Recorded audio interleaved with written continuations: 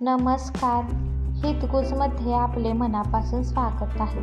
आज आपण भारतीय संस्कृतीमध्ये सूर्यदेवतेप्रती कृतज्ञता व्यक्त करण्यासाठी साजरा केला जाणारा रथसप्तमी. या रथसप्तमी सणाचे महत्त्व काय आहे, तसेच या सणाच्या दिवशी केल्या जाणाऱ्या दानाचे काय पुण्य लाभते, तसेच कठीण दिवसांसाठी सिद्धता करण्यासाठी हा दिवस किती महत्त्वाचा आहे आणि सूर्योपासनाचे महत्त्व आणि त्याच्याविषयी इतर माहिती आज आपण जाणून घेणार आहोत. भारतीय संस्कृती सर्वांप्रती कृतज्ञता व्यक्त करण्यास शिकवते. त्या अनुषंगाने सूर्यदेवतेप्रती कृतज्ञता व्यक्त करण्यासाठी रथसप्तमी हा सण साजरा केला जातो. हिंदू धर्म आणि भारतीय संस्कृती यामध्ये उच्च देवतांची उपासना आणि त्यांचे विविध सण आणि उत्सव आहेत. त्याचप्रमाणे कनिष्ठ देवतांचीही उपासना आहे. सूर्य, चंद्र, अग्नी, पवन, वरुण आणि इंद्र या प्रमुख कनिष्ठ देवता आहेत. मानवाच्या जीवनात तसेच सर्वच प्राणीमात्रांच्या जीवनात या कनिष्ठ देवतांना महत्त्वाचे स्थान आहे. माघ महिन्यातील शुक्ल सप्तमीला रथसप्तमी साजरी केली जाते. या दिवसापासून सूर्य आपल्या रथात बसून प्रवास करतो. या रथाला 7 घोडे असतात, म्हणून रथसप्तमी असा शब्द वापरला जातो. ज्या सूर्यामुळे अंधार नाहीसा होतो आणि चराचराला नवे तेज, नवे जीवन लाभते, त्या भास्कराची ही पूजा आहे. ही प्रकाशाची सूर्यदेवतेची पूजा आहे. रथसप्तमी हा स्त्रिया संक्रांतीनिमित्त करत असलेल्या हळदी कुंकवाचा शेवटचा दिवस मानला जातो. आता आपण पाहूया रथसप्तमी सणाचे महत्त्व. सर्व संख्यांमध्ये 7 या अंकांचे महत्त्व विशेष आहे. 7 या आकड्यात त्रिगुणांचे समतोल प्रमाण असण्याबरोबर सत्वगुणांच्या वृद्धीसाठी आवश्यक चैतन्य, आनंद इत्यादी सूक्ष्म लहरी ग्रहण करण्याची विशेष क्षमता असते. सप्तमी या तिथीला शक्ती आणि चैतन्य यांचा सुरेख संगम झालेला असतो. या दिवशी विशिष्ट देवतेचे तत्व आणि शक्ती, आनंद आणि शक्ती यांच्या लहरी 20% जास्त प्रमाणात कार्यरत असतात. रथसप्तमीच्या दिवशी निर्गुण सूर्याच्या म्हणजे अतिसूक्ष्म सूर्य तत्वाच्या लहरी इतर दिवसांच्या तुलनेत 30% जास्त प्रमाणात कार्यरत असतात. आता आपण पाहूया पर्वणी रथसप्तमीची संधी धर्मदानाची असे का म्हणतात.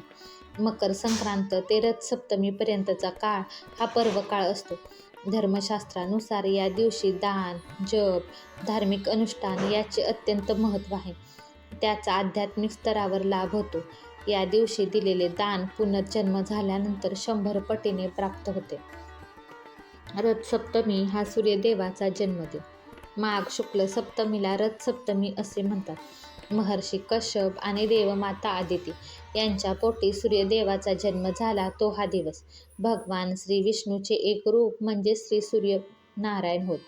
संपूर्ण विश्वाला आपल्या महातेजस्वी स्वरूपाने प्रकाशमय करणाऱ्या सूर्यदेवांमुळे पृथ्वीवर जीवन अस्तित्वात आहे. आता आपण पाहूया सूर्याचे उत्तरायणात मार्गक्रमण होत असलेला सूचक असलेला रथसप्तमीचा सण. रथसप्तमी हा सण सूर्य उत्तरायणात मार्गक्रमण करत असल्याचे सूचक आहे. उत्तरायण म्हणजे उत्तर दिशेकडून मार्गक्रमण करणे. उत्तरायणात सूर्य उत्तर दिशेकडे कललेला असतो. श्री सूर्यनारायण आपला रथ उत्तर गोलार्धात वळवत आहे, अशा स्थितीत रथसप्तमी दर्शवली जाते. रथसप्तमी हा सण शेतकऱ्यांसाठी सुगीचे दिवस आल्याचा आणि दक्षिण भारतात हळूहळू वाढणाऱ्या तापमानाचा दर्शक असतो. तसेच वसंत ऋतू समीप आल्याचा सूचक असतो. आता आपण पाहूया कठीण दिवसांसाठी सिद्धता करण्याची रथसप्तमी हा सण कसा आठवण करून देतो. रथसप्तमीच्या दिवशी अंगणातील तुळशीकडे एका मातीच्या चुलीवर मातीच्या भांड्यात खीर शिजवली जाते आणि ते उतू जाईपर्यंत शिजवतात. त्यात ते खीर जळतेही. अशी चुलीवर जळलेली खीर प्रसाद रूपात खायचा आनंद काही वेगळाच असतो. वर्षाचे सर्वच दिवस काही सारखेच आनंद देणारे असत नाहीत. काही दिवस जळके अन्न खाऊनही काढावे लागतात, तर त्याची सिद्धता हवी याची आठवण करून देणारा हा सण. आता आपण पाहूया सूर्योपासनेचे महत्त्व काय आहे आणि त्याविषयी इतर माहिती. सूर्याच्या उपासनेने जीवाला स्वतःमधील सूक्ष्म तेजतत्व वाढवण्याची संधी असते. यासाठी जीवाने तेजतत्वाच्या ओंकाराची उपासना करणे उपयुक्त ठरते. त्याचप्रमाणे गायत्री मंत्र आणि सूर्याचे विविध मंत्र यांचे पुनश्चरण करणे फलदायी ठरते. सूर्योपासनेने जीवाच्या मनाची एकाग्रता वाढते. नेत्र हे तेज तत्वाशी निगडित असल्याने सूर्योपासनेने तेज तत्वाच्या उपासनेमुळे जीवाला दिव्य दृष्टी प्राप्त होते. भारतीय संस्कृती आणि हिंदू धर्म यांच्यात सूर्याच्या उपासनेला खूप महत्त्व आहे. सूर्याला प्रतिदिन पहाटे अर्घ्य दिल्याने अंधकार नष्ट करून जग प्रकाशमय करण्यासाठीचे बळ सूर्याला प्राप्त होते. सूर्योपासनेमुळे जीवाची चंद्रनाडी बंद होऊन सूर्यनाडी लवकर जागृत होण्यास मदत होते. चंद्राच्या उपासनेपेक्षा सूर्याची उपासना करणे अधिक श्रेष्ठ ठरते.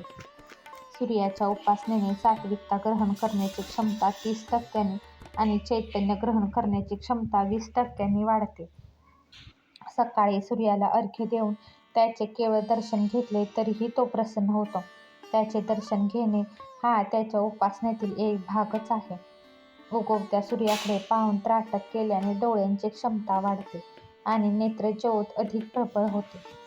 पंचतत्वांच्या उपासनेत सूर्योपासना करणे हा एक महत्त्वाचा टप्पा आहे. योगासनांपैकी सूर्यनमस्कार घालणे हा महत्त्वाचा व्यायाम प्रकार आहे. यात सूर्याला स्थूल शरीराचा वापर करून नमस्कार करायचा असतो.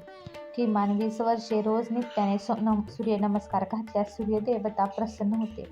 सूर्यनमस्कारामुळे शरीरातील अनिष्ट शक्तींची स्थाने नष्ट होण्यात पुष्कळ सहाय्य होते. आता आपण पाहूया सूर्याचा रथ आणि त्याचे पूजन कसे करायचे. सूर्याच्या रथात सूर्यलोक, नक्षत्रलोक, ग्रहलोक, भुवलोक, नागलोक, स्वर्गलोक आणि स्वर्गलोकाजवळील शिवलोक या सप्तलोकांमध्ये भ्रमण करण्याचे सामर्थ्य आहे. रथाची गती आवश्यकतेप्रमाणे बदलते. सूर्यदेवतेच्या इच्छेप्रमाणे रथ वायुमंडलात उड्डाण करतो. रथाच्या सोन्याच्या चाकांवर संपूर्ण सूर्याचे चित्र नाजूकपणे कोरलेले असते. त्या चित्रातून सूर्याचे तेज आणि तेजतत्व हे आजूबाजूला 30% प्रक्षेपित होत असते. श्री विष्णूंच्या कृपाशीर्वादामुळे आणि तेजतत्वाच्या प्रक्षेपणामुळे रथाभोवती संरक्षक कवच निर्माण झालेले असते. त्यामुळे सूर्यदेवतेच्या कार्यात वाईट शक्ती अडथळा आणू शकत नाही. आता आपण पाहूया रथसप्तमीला सूर्यदेवतेच्या रथाची आणि सूर्याची पूजा कशी करायची. सूर्यदेवता सतत या रथात विराजमान असते. रथ हे तिचे वाहनच आहे.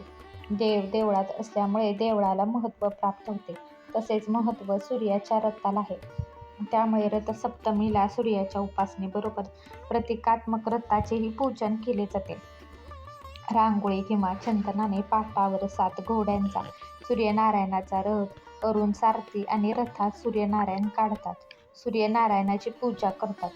अंगणात गोवऱ्या पेटवून त्यावर एका बोळक्यात दूध उतू जाईपर्यंत तापवतात, म्हणजे अग्नीला समर्पण होईपर्यंत ठेवतात. त्यानंतर उर्वरित दुधाचा सर्वांना प्रसाद देतात. हा व्हिडिओ तुम्हाला आवडला असेल तर व्हिडिओला लाईक करा, शेअर करा आणि चॅनलला सबस्क्राईब करा. भेटूयात पुन्हा अशाच एका छानशा व्हिडिओसोबत. तोपर्यंत धन्यवाद.